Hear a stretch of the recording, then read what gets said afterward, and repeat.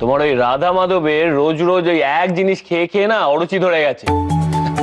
এখন তুই একটা কাজ করো, রাধা মাধবের ভোগটা তোমার এই নতুন বৌমাকে দিয়ে রান্না করাও।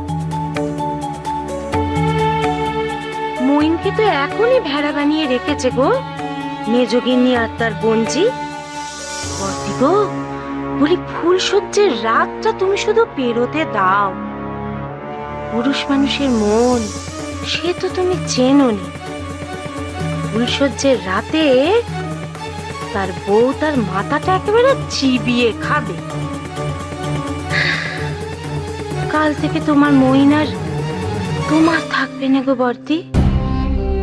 ওই মেয়ে মইনকে তোমার ধারে কাছেও ঘেঁষতে দেবে না।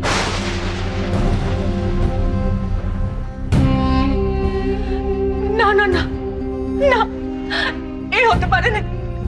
আমার ছেলে আমার কাছে আসবে না, এ কখনো হতে পারে না। আসলে কি বলো তো বর্দি, ওই ফুলসজ্জের আগে যদি কিছু করা যেত তাহলে তবু কথা ছিল একটা। কিন্তু আমার বলতে খুব খারাপ লাগছে, মানে খুব খারাপ লাগছে গো বর্দি।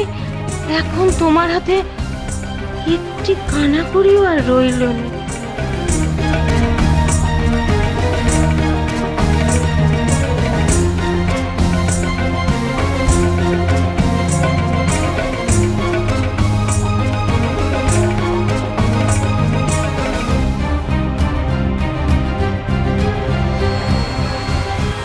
কি আর করবে বলো দেখি দিদি, কপাল বুঝলে না, কপাল। তুমি এখন যাও ছোট বউ, আমায় একটু একা থাকতে দাও।